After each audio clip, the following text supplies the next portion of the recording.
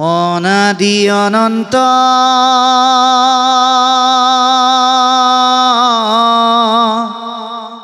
হে ভগবন্ত ভজ কৰি প্ৰণিপাত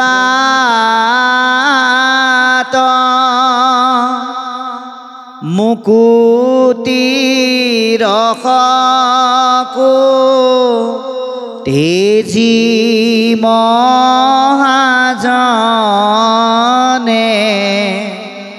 শৰণ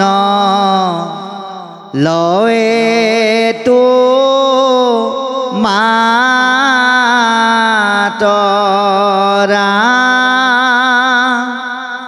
মুকুতি ৰখকো তেজি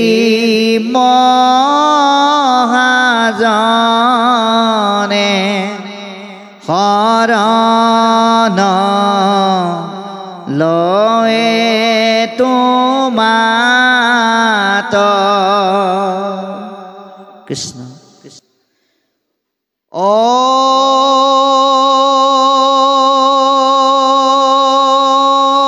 হৰি হৰি ও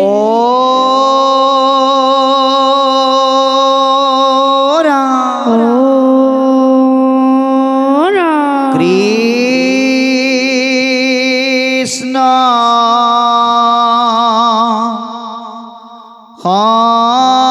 শংকৰ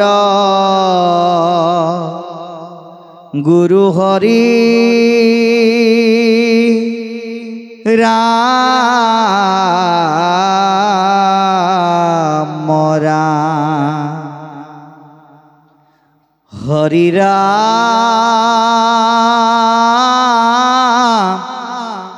হৰি ৰাম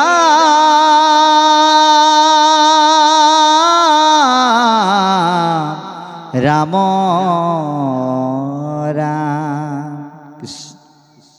ভাগৱত প্ৰশংসা হে ভাৰত পুৰাণ আদি যত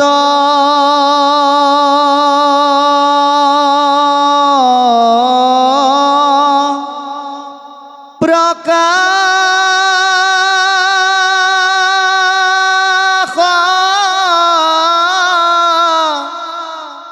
কৰয় নানা মত যত মহাজন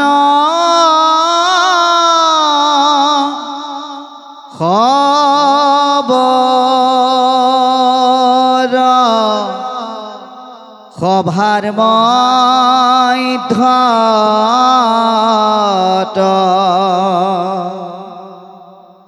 পৰম আনন্দ এ ৰসময়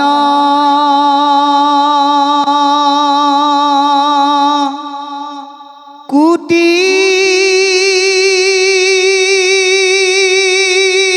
সুৰ যখম প্ৰকাশ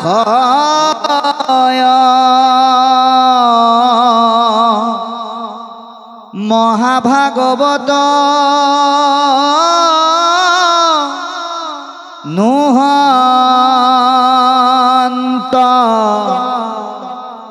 যাৱে বেকত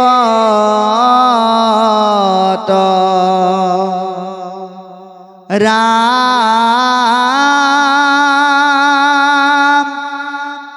মহাভাগৱত নুহন্ত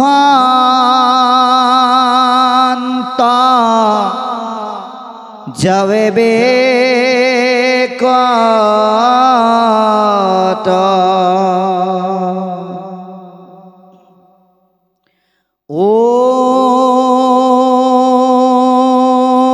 नमो भगवते वासुदेवाय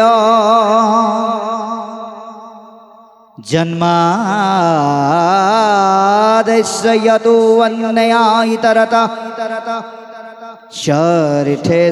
चरितेऽभिज्ञा शरत् तेन ब्रह्महृदाचादिकवय मुह्यन्ति यच्चुरया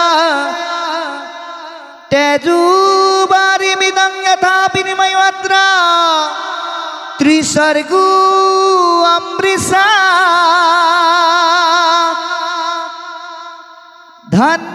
धन्नासेन शरत् नीरस्तकुहकं शैत्यं परां धीमहि धर्मो पृज्जितकैतवत्र परमुनिर्मात् शरणं सतं वेदं वस्तममत्र वस्तु शिवादं त्रापत्रायोन्मूलनं श्रीमद् भागवत महामुनिकृते किंबा पर ईश्वर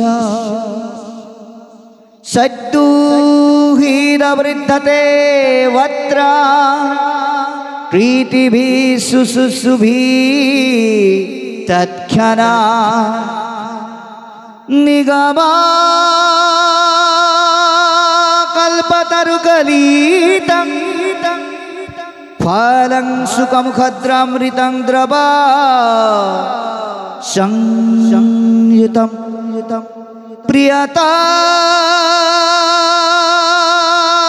भगवतं रसमलायं महुरसिका भुवि भावुक हरि राम रामेरा महुरसिका भुवि भावुक हरि राम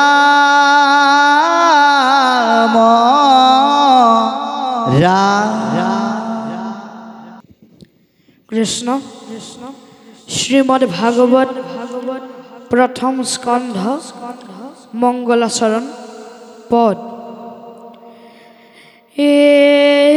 राम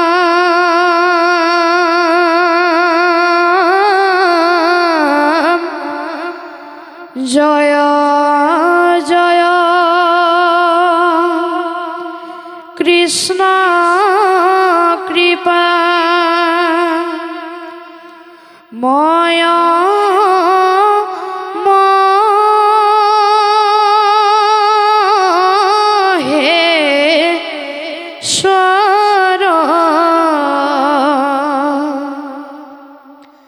जार आज्ञा हिरे बहे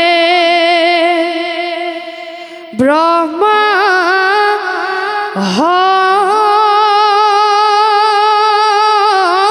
हरि हर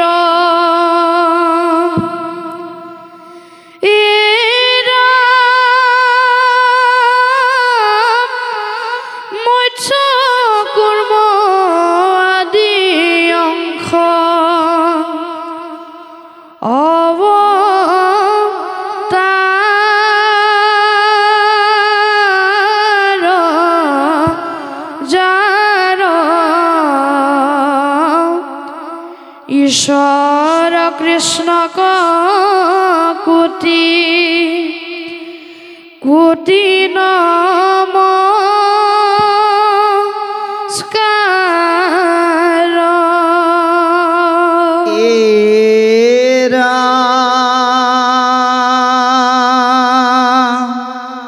नमो नमो मधु मोरा রিপুমহা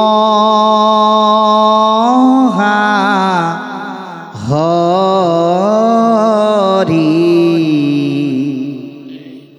অন্তজয়ুতময়াতি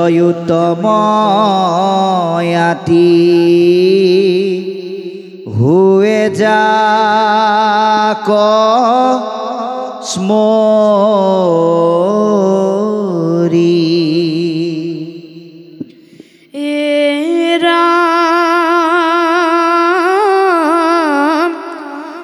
সমস্তে জগত উদ্ধাৰ যাৰ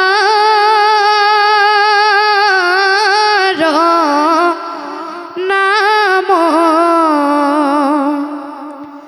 হেন কৃষ্ণক কৰো সহস্ৰ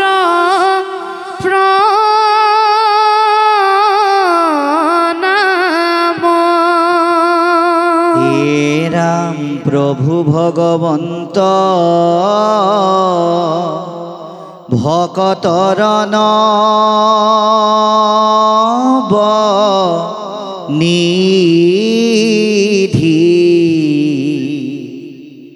হৰিক স্মৰণে আৰা ভৰ হোক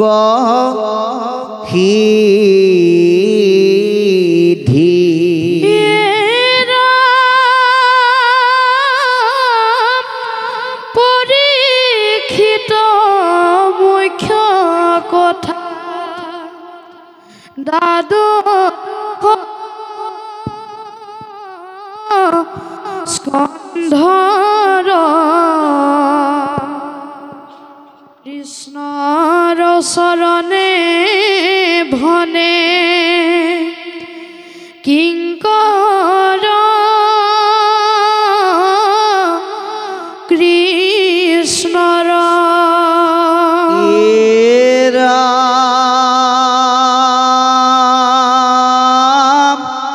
প্ৰথম স্কন্ধৰ পৰা দ্বাদশ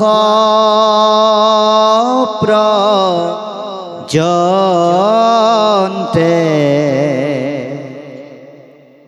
ৰাজাক কহিলা মহা মুনীন্দ্ৰ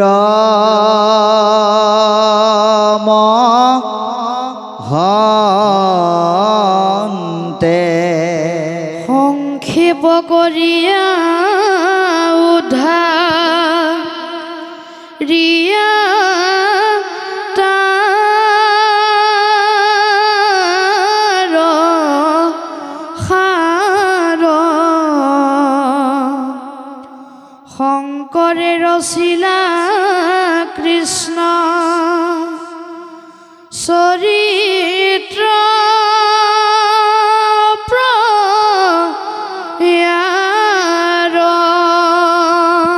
কৃষ্ণ জয় গুৰু শংকৰ। আজি অনুষ্ঠান ভাগ আয়োজন কৰা হৈছে, লক্ষ্যটো কি? নৱনিৰ্মিত গুৰুগৃহ প্ৰতিষ্ঠা। মই সেই কথাখিনিৰ পৰা আজি পাঠলৈ যাম যে আমাৰ বহু মানুহৰ মাজত এটা ধাৰণা থাকে, আপোনালোকৰ ফালে অৱশ্যে নহয়, কাৰণ ইয়াত মাধৱদেৱ মহাপুৰুষৰ জন্ম।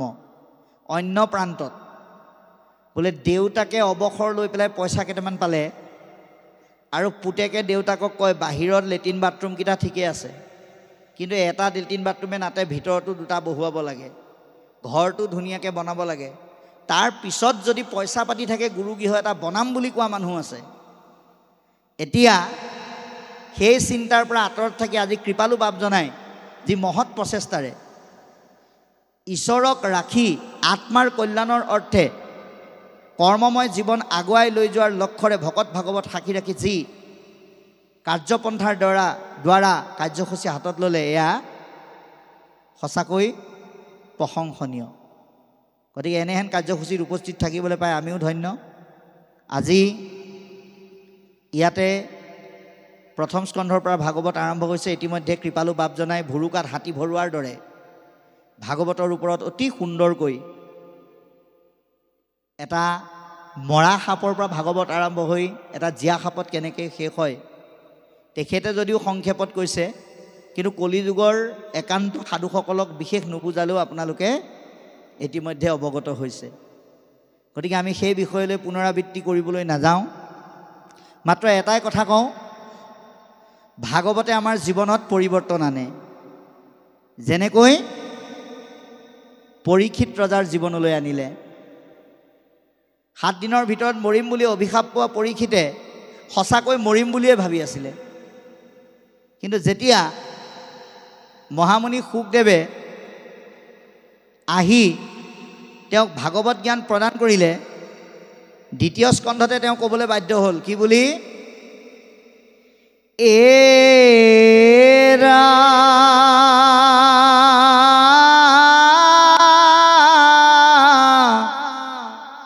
ধন্য মুনিবৰ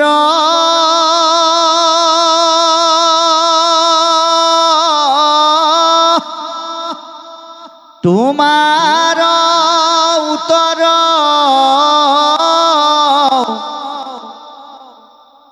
সাক্ষাতে পাইলো প্ৰমাণ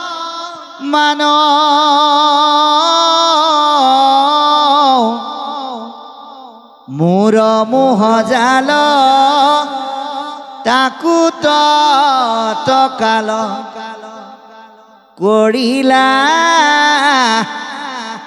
হবে নিৰ্জান।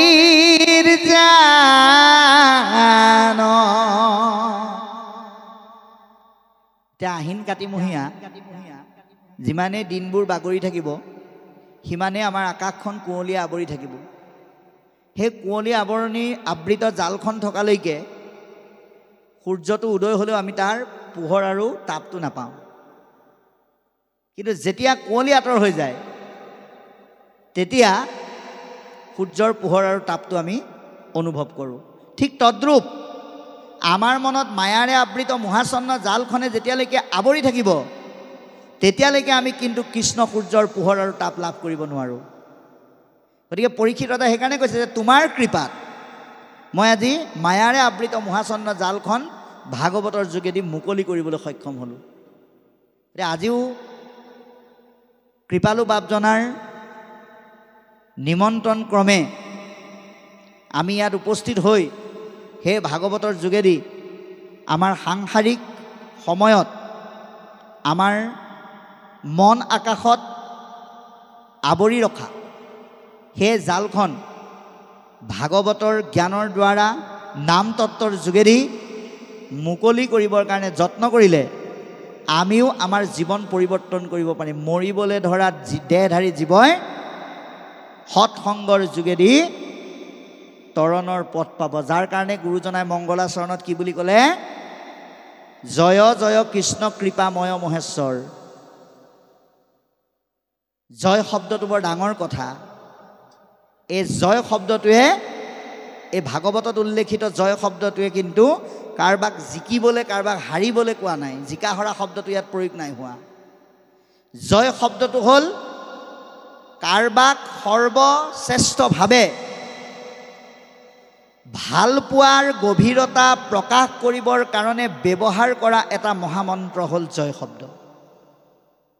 কাৰণ আপোনালোকে আজি এতিয়া সততে দেখিছে আমাৰ অসমৰ হিয়াৰ আমঠু জুবিন গাৰ্গ ডাঙৰীয়া যেতিয়া আমাৰ ধৰাধামৰ পৰা মৃত্যুবৰণ কৰি গতি কৰিলে সকলোৰে মুখত এটা শব্দ ওলাইছে জয় জুবিন দা বুলি। কিয় ওলাইছে? যে সেইজনৰ প্ৰতি ভাল পোৱাৰ গভীৰতাটো প্ৰকাশ কৰি সকলোৱে তেওঁক শ্ৰদ্ধা জনাইছে। ঠিক ইয়াতো মহাপুৰুষে ভগৱন্তৰ প্ৰতি সেৱক ৰূপী সাধুসকলৰ ভকতসকলৰ ভাল পোৱাৰ গভীৰতা প্ৰকাশ কৰিবৰ কাৰণে এই জয় শব্দ প্ৰয়োগ কৰিছে। আৰু কৃপাময় বুলি কৈছে। কৃপা সাগৰ, তেওঁ কৃপাৰ সাগৰ, তেওঁ দয়াৰ সাগৰ। তেওঁ কৃপা নকৰিলে আপুনি আমি একো কৰিব নোৱাৰোঁ। আনটো বাদ দিয়ক, আমি ভাবিবও নোৱাৰোঁ, ক'বও নোৱাৰোঁ। কোনো কামেই তেওঁৰ কৃপাৰ দ্বাৰা কৃপা অবিহনে সম্ভৱ নহয়। সেইকাৰণে আমি সকলো কৃষ্ণৰ হাতৰ পুতলা। মইয়াতি জ্বৰ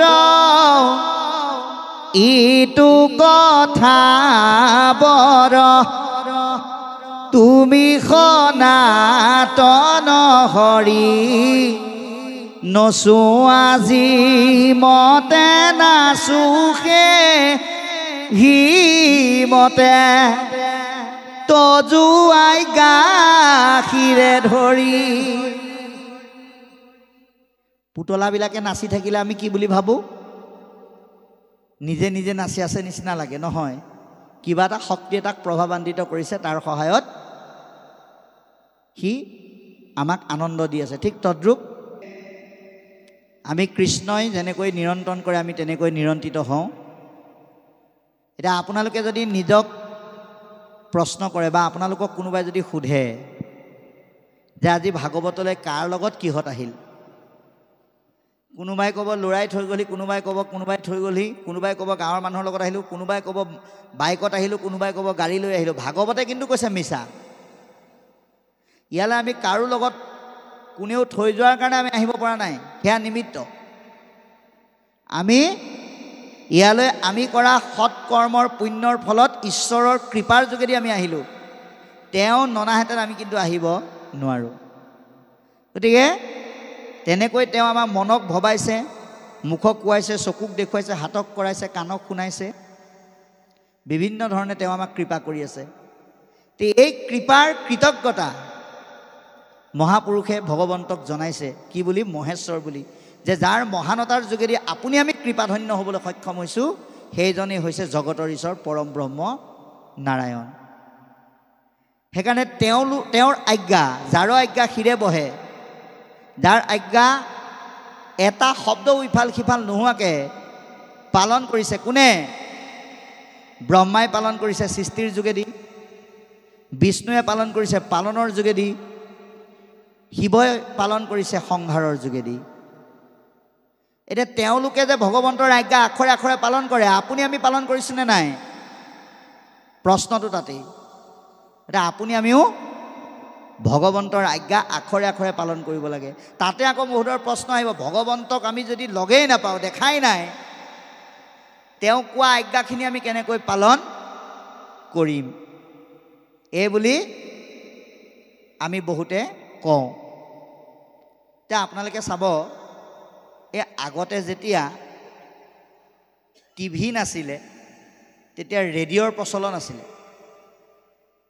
ৰেডিঅ'ত যেনিবা এজন খেতিয়কক পৰামৰ্শ দিছে, খেতিয়কসকলক ভাল খেতি হ'বৰ কাৰণে আপোনালোকে গোবৰ সাৰ প্ৰয়োগ কৰিব। এতিয়া আপুনি কিন্তু ৰেডিঅ'টোত কোনে কৈছে দেখা নাই, আপুনি শুনিছে ভাল খেতি হ'বলৈ হ'লে গোবৰ প্ৰয়োগ কৰিব বুলি।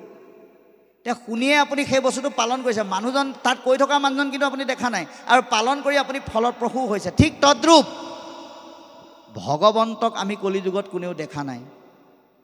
তেওঁ বাংময় মূৰ্তিৰ যোগেদি, শব্দৰ দ্বাৰা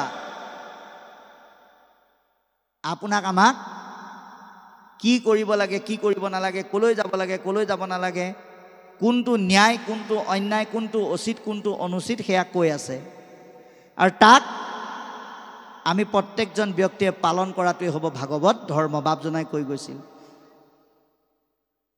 ভাগৱত ধৰ্মৰ যোগেদি আমাৰ জীৱনটো আমি আগুৱাই লৈ যাব লাগিব। মৎস্য কুৰ্ম আদি অংশ অৱতাৰ যাৰ, ভগৱন্তই বিভিন্ন ৰূপেৰে, পূৰ্ণৰূপে, অংশৰূপে, কলাৰূপে মৎস্য কুৰ্ম আদি বিভিন্ন শৰীৰ ধাৰণ কৰি তেওঁ অৱতাৰ লৈছিল।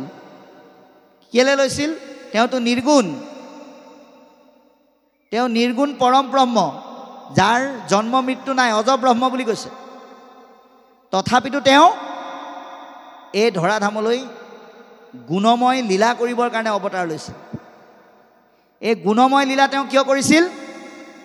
যাতে সেইখিনি তেওঁৰ কায়িক শৰীৰটো নধৰিলেও এই বাংময় মূৰ্তিৰ যোগেদি চাই, শুনি, পঢ়ি মানুহে যাতে তৰিব পাৰে, তাৰ কাৰণে তেওঁ নিৰ্গুণ হৈও গুণলীলা পালন কৰিছিল। কাৰণ দুৰ্বোধ পৰম দুৰ্বোধ। আত্মাতত্বটো জনাটো অতি দুৰ্বোধ, সহজ নহয়। সেইকাৰণে নাট্যৰ যোগেদি, নৃত্যৰ যোগেদি, কৰ্মৰ যোগেদি বুজাই দিছিল। কাৰণ আত্মাতত্বটো সকলো লোকে বুজি নাপায়। আজি নিশালৈ আপোনালোকৰ ইয়াত গম পাইছোঁ এখন ভাওনা হ'ব।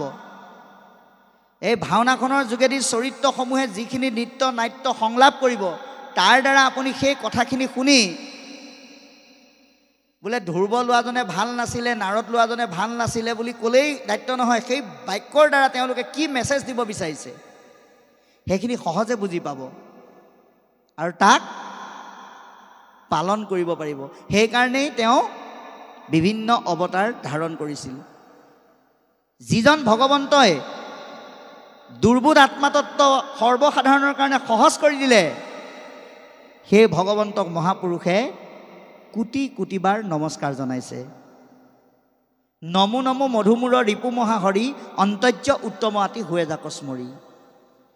সেই ভগৱন্তই গুণলীলা কৰি অকল আমাক আনন্দই দিয়া নাছিল, তেওঁ দুষ্ট দৈত্যবিলাকক মষিমূৰ কৰিছিল। তাৰ ভিতৰত দুটা দৈত্যৰ নাম ইয়াত উল্লেখ কৰিছে। এটা হ'ল মধু দৈত্য আৰু এটা হৈছে মূৰ দৈত্য। মধু দৈত্য নিধন নকৰা হেতুকে তেওঁৰ নাম মধুসূদন, মূৰ দৈত্যক নিধন কৰাৰ কাৰণে মুৰাৰী। গতিকে সেই পৰম পুৰুষ ভগৱন্তই যেনেকৈ লীলা কৰি দৈত্যবিলাকক নিৰন্তন কৰিছিল, আপুনি আমিও তেওঁৰ গুণলীলা শুনি আমাক বিপদলৈ ঠেলি দিয়া যিবোৰ আসুৰিক ৰিপুযুক্ত দৈত্য আছে, বিশেষকৈ 3টা দৈত্যৰ কাৰণে, দৈত্যযুক্ত ৰিপুৰ কাৰণে আপুনি আমি সংসাৰত বিপদত পৰোঁ। কি কি বাৰু? যিকেইটা দৈত্যযুক্ত ৰিপুৰ কথা লিখিবলৈ যাওঁতে মহাপুৰুষে ঈশ্বৰৰ এটা নামো তাত লিখিব নোৱাৰিলে। 1000 ঘোষাৰ ভিতৰত এইটোৱে অন্যতম এভাগ ঘোষা য'ত ঈশ্বৰৰ এটা নামো নাই। আপোনালোকে সদায় গাই থাকে। কি বাৰু? এহি সংসাৰত যতে কয় অনৰ্থ, তাতে তিনিবিধ সাৰ, কাম ক্ৰোধ লোভ আপোন নাশন, জানি কৰা পৰিহাৰ। এইকেইটা হ'ল আমাৰ জীৱনৰ দৈত্য। ইয়াক সৎসংগ, ঈশ্বৰৰ আশ্ৰয় আৰু নামৰ যোগেদি নিৰন্তন কৰিব লাগিব। যিজনে সেই ইচ্ছাত সমৰ্থন জনাই আগবাঢ়ে, সেইজন অন্তৰ্য হ'লেও উত্তম পথ প্ৰাপ্ত কৰিব পাৰে। সমস্ত জগত উদ্ধাৰক যাৰ নাম, নামে সমস্ত জগতক উদ্ধাৰ কৰে। সেই সমস্ত জগতৰ জীৱৰাশিক উদ্ধাৰ কৰে। সেই সমস্ত জগতৰ জীৱৰাশিৰ ভিতৰত অন্যতম এটি জীৱ কিন্তু আপুনিও ময়ো। গতিকে এই ভাগৱতৰ যোগেদি পোৱা নাম তত্বৰ দ্বাৰা প্ৰথমতে মই মোক উদ্ধাৰ কৰিব লাগিব। কিয়? কাৰণ আগতে আমি ঈশ্বৰৰ দুখ লগাই থৈছোঁ, মই দুৰাচাৰ বুলি কৈ। গতিকে মই যদি দুৰাচাৰ হয়, মই সদাচাৰী হ'ব লাগিব। লেতেৰা কাপোৰটো চাফা হ'বলৈ হ'লে চাবোন দিব লাগিব, কাপোৰ পানীত তিয়াব লাগিব। গতিকে মই যদি দুৰাচাৰ হয়, সদাচাৰী হ'বলৈ হ'লে মই নামৰ সুগন্ধ ৰসেৰে নিজক পবিত্ৰ কৰিব লাগিব। তেতিয়াহে মই উদ্ধাৰ হ'ব পাৰিম। ভাগৱতৰ জ্ঞানসমূহক জীৱনত ধাৰণ কৰিব লাগিব। কাৰণ ভাগৱতৰ জ্ঞানসমূহক জীৱনত ধাৰণ কৰিলে সেই জ্ঞানে নাম ৰূপে ৰূপান্তৰিত হৈ আপোনাক আমাক উদ্ধাৰ কৰে, সমস্তক উদ্ধাৰ কৰে বুলি কৈছে। যাৰ নামে সকলোকে উদ্ধাৰ কৰে, সেই নামৰ স্ৰষ্টাজনক প্ৰণিবাদ জনাইছে মহাপুৰুষে। পৰীক্ষিত মুখ্য কথা 12 স্কন্ধৰ মৃত্যুমুখী পথৰ যাত্ৰী বৈষ্ণৱ ৰজা পৰীক্ষিতক মুখ্য কৰি এই 12টা স্কন্ধযুক্ত ভাগৱত প্ৰকাশিত হৈছে। কৃষ্ণৰ চৰণে ভনে কিংকৰ কৃষ্ণৰ, নিজকে কৃষ্ণৰ দাস হিচাপে পৰিচয় দি কথাখিনি ক'বলৈ আৰম্ভ কৰিছে। প্ৰথম স্কন্ধৰ পৰা 12 পৰ্যন্তে, প্ৰথমৰ পৰা 12লৈকে, 1ৰ পৰা 12লৈকে কহিলা ৰাজাক মহামুনীন্দ্ৰ মহন্তে। মহামুনি শুকদেৱক ভাগৱতে মহন্ত উপাধি দিছে। গতিকে আমি ভাগৱত য'তে ত'তে যেতিয়াই তেতিয়াই যাৰে তাৰে মুখে শুনিলে নহ'ব। যি কৈ পেলাই নিজক জীৱনত পালন নকৰে, অলপ কথা জানিয়ে বহুত কথা জানো বুলি প্ৰকাশ কৰে। আৰু কিছুমানে ভকতৰ গুৰিলৈও নাযায়, নামঘৰলৈও নাযায়, মই ভাগৱত নিজে আখৰ চিনি পাওঁ যেতিয়া অকলে অকলে পঢ়িম বুলি ভাবে। তেনেকুৱা ব্যক্তিৰ মুখেৰে শুনিবলৈ হাক দিছে। কাৰ মুখেৰে শুনিবলৈ কৈছে? হেৰা মহন্তৰ মুখে কথা শুনা প্ৰথমত, তেবেহে পুৰুষে পাৱে ভকতিৰ তত্ত্ব। আপোনালোকৰ দৰে মহামহন্তৰ মুখেৰে যেতিয়া শুনিব, তেতিয়া সেই তত্ত্বৰ যোগেদি জীৱ পুৰুষে তৰি যাব পৰাৰ জ্ঞান আহৰণ কৰিব, মনৰ সংশয় নিবাৰণ হ'ব, কৃষ্ণৰ প্ৰতি ৰতি বাঢ়িব। গতিকে সংক্ষেপ কৰিয়া উধাৰিয়া তাৰ সাৰ। মহাপুৰুষ গুৰুজনাই সেই ভাগৱতৰ সংক্ষেপ বৰ্ণনাৰে বিস্তৃত তত্ত্বৰে শংকৰে কহিলা কৃষ্ণ চৰিত্ৰ পয়াৰ। কৃষ্ণৰ গুঞ্জক লীলা চৰিত্ৰ পয়াৰ এই ভাগৱতৰ যোগেদি আমাক প্ৰকাশ কৰি দিলে। ইয়াৰ পিছত কি ক'ব আমি শুনিম। কৃষ্ণ।